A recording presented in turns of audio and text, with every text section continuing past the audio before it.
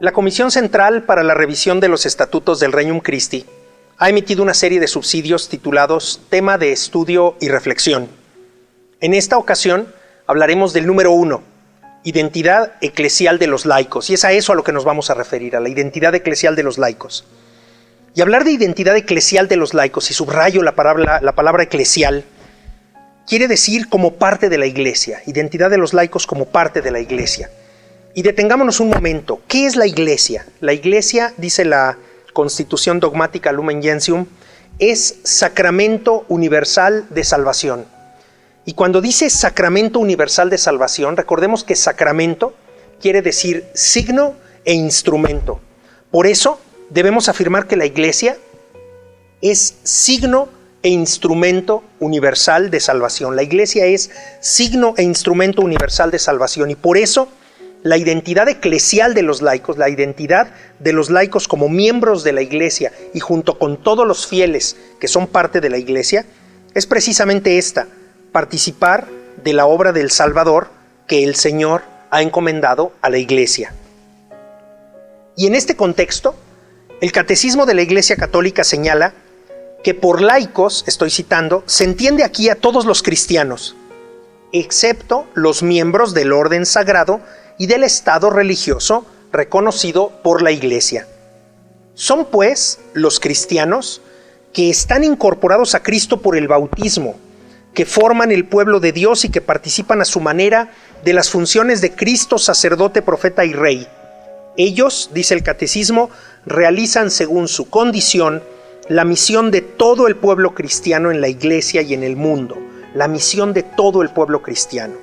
Y esta misma idea se encuentra en el primer subsidio, en las páginas 3 y 4, al hablar de los laicos y decir que los laicos son diferentes de los clérigos, de los consagrados y de los religiosos, lectura que recomiendo mucho a nuestra audiencia. Los laicos estamos llamados a participar de la misión de la Iglesia, esto ya lo hemos dicho. Y como en la parábola de los obreros de la viña de Mateo capítulo 20, el Señor nos llama a cada uno en una hora específica y nos llama a realizar una tarea específica, pero a todos nos llama a trabajar en su viña y a dar fruto en la viña del Señor. Y también en el mismo Evangelio de Mateo, en el capítulo 5, se señala cómo nuestra vocación es ser, es algo que nos configura en nuestra propia existencia, es ser la sal de la tierra y la luz del mundo. Ahora bien, sobre la vocación de los laicos, señala el Catecismo de la Iglesia Católica, también siguiendo de cerca la Lumen Gentium, dice así: los laicos tienen como vocación propia el buscar el reino de Dios ocupándose en las realidades temporales y ordenándolas según Dios. A ellos, de manera especial a los laicos, corresponde iluminar y ordenar todas las realidades temporales a las que están estrechamente unidos, de tal manera que éstas lleguen a ser según Cristo, se desarrollen y sean para alabanza del Creador y Redentor. Vean qué hermoso texto, esto está en el número 31 de la Lumen Gentium. Esta vocación del laico de ordenar las realidades temporales para que sean según Cristo y para que se desarrollen y sean para alabanza del Creador y Redentor, esta vocación es lo que el subsidio llama la índole secular de los laicos. Y yo quiero subrayar este ser para alabanza del Creador y Redentor, cómo la vida del laico es un vivir en el mundo, pero un vivir en el mundo para que todas las cosas sean para alabanza de Dios. En la página 5 del subsidio hay una hermosa frase que dice: el mundo puede y debe complacer a Dios, darle gloria, subrayo, darle gloria, pues para ello fue creado. Y San Ireneo decía que la gloria de Dios es que el hombre viva. La gloria de Dios, la verdadera gloria de Dios, es que el hombre viva. Por eso hay que recordar entonces que damos gloria a Dios cuando orientamos todo a Dios, cuando damos al mundo verdadera estatura humana, cuando las cosas sirven para que el hombre viva. Y a eso estamos llamados como laicos, a convertir este mundo en un mundo en el que todo esté orientado a la verdadera vida temporal y eterna del hombre. El laico, sin lugar a dudas, da gloria a Dios viviendo en el mundo. La exhortación apostólica aposinodal Christi Fideles Laici, en el número 15, dice lo siguiente: en razón de la común dignidad bautismal, el fiel laico es corresponsable, junto con los ministros ordenados y con los religiosos y las religiosas, de la misión de la Iglesia. Y luego dice: la condición eclesial de los fieles laicos se encuentra radicalmente definida por su novedad cristiana y caracterizada por su índole secular. Otra vez el tema de la índole secular, que es muy propia del laico. Y más adelante dice: grava sobre todos los laicos la gloriosa carga de trabajar para que el designio divino de salvación alcance cada día más a todos los hombres de todos los tiempos y de toda la tierra. Y en este punto me gustaría decir que los laicos somos la presencia capilar de la Iglesia. Allí donde las grandes estructuras, allí donde las grandes iniciativas a veces no alcanzan a llegar, los laicos llegamos a la oficina, en el trabajo, en las calles, en el autobús, en el transporte colectivo, en los aviones, en sitios nacionales, en el extranjero. Ahí está la presencia de los laicos, que es la presencia de la Iglesia en el mundo. Y de una manera verdaderamente hermosa, el Papa Pío XII lo expresa de la siguiente manera: los fieles laicos se encuentran en la línea más avanzada de la vida de la Iglesia. Por ellos, la Iglesia es el principio vital de la sociedad. Por tanto, ellos, nosotros, especialmente, deben tener conciencia cada vez más clara, no solo de pertenecer a la Iglesia, sino de ser la Iglesia.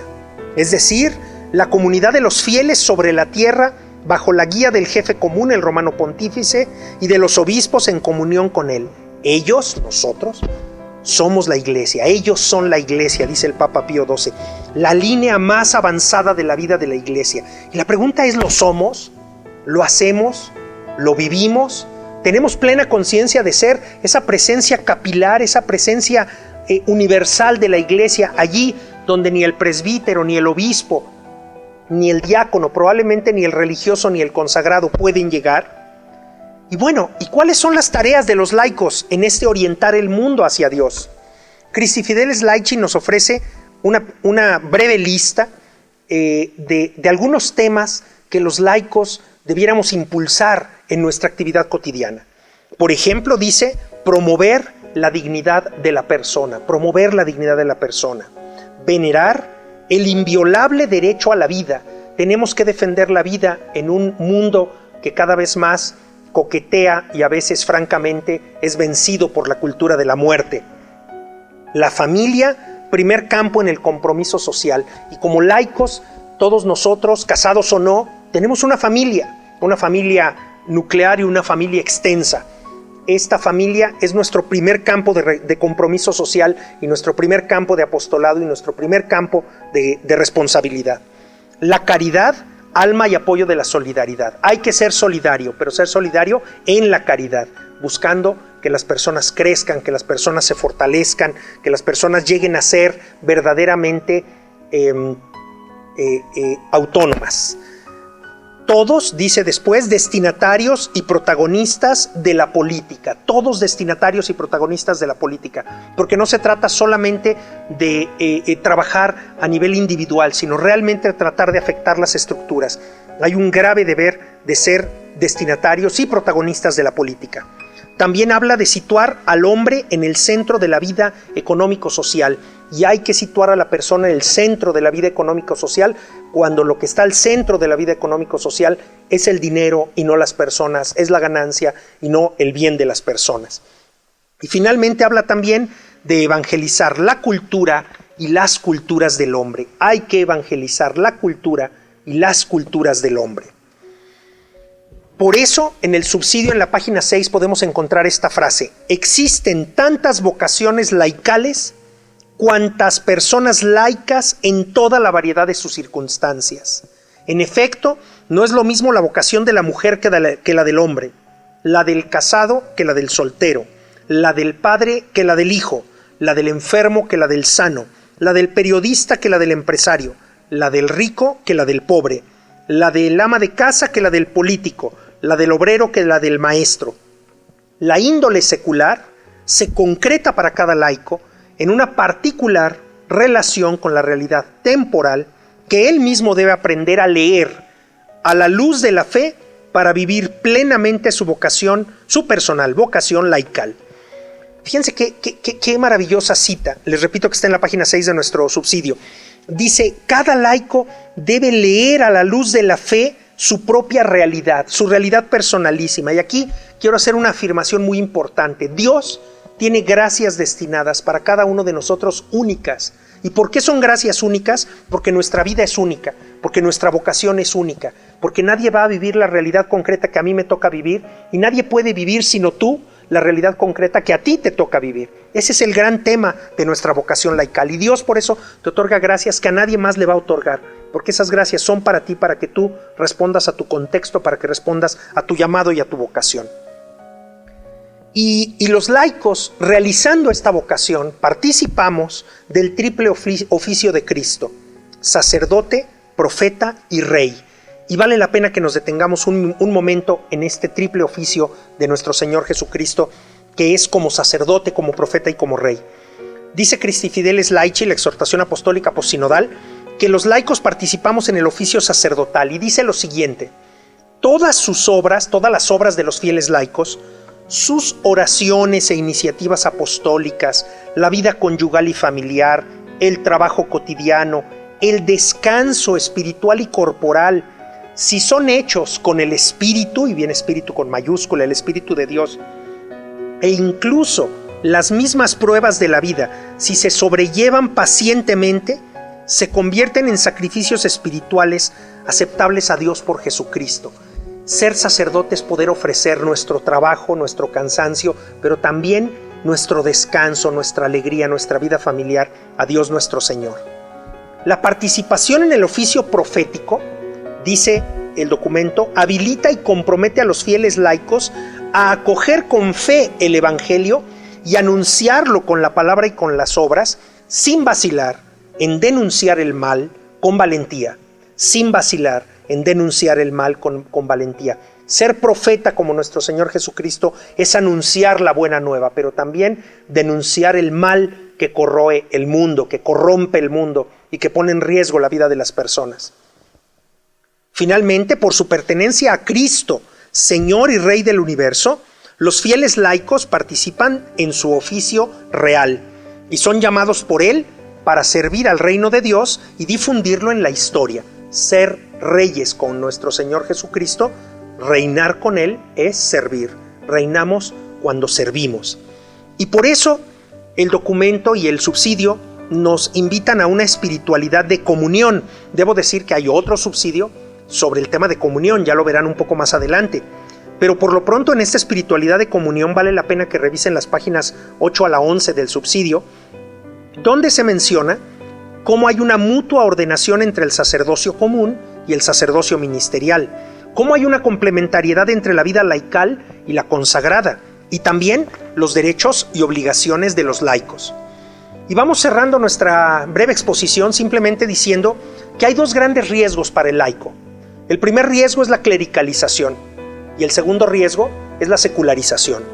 En el primer caso, en la clericalización, el laico asume funciones que se convierten casi en una estructura paralela a las que existen para los ministros ordenados.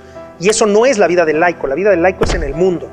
Y en la segunda, la secularización, los fieles laicos viven su vida cotidiana sin horizonte sobrenatural y sin sentido de misión como iglesia. Vivimos en el mundo como si fuéramos del mundo, cuando nuestra vocación cristiana nos dice que no somos del mundo. Yo quisiera concluir recordando el número 58 de la exhortación apostólica postsinodal Christi Fideles Laici, que dice: ¿cómo discernir la voluntad del Señor sobre nuestras vidas como laicos desde nuestra índole secular? Y dice así: para descubrir la concreta voluntad del Señor sobre nuestra vida, son siempre indispensables la escucha pronta y dócil de la palabra de Dios y de la Iglesia, la oración filial y constante, la referencia a una sabia y amorosa dirección espiritual, la percepción en la fe de los dones y talentos recibidos y al mismo tiempo de las diversas situaciones sociales e históricas en las que se está inmerso. Yo espero que esa mirada de fe, ese diálogo con la palabra de Dios, con la palabra de la iglesia, en la oración, en la mirada de fe sobre las realidades del mundo, yo espero que pues esa mirada de fe nos acompañe también en este camino que emprendemos como miembros del movimiento. Muchas gracias.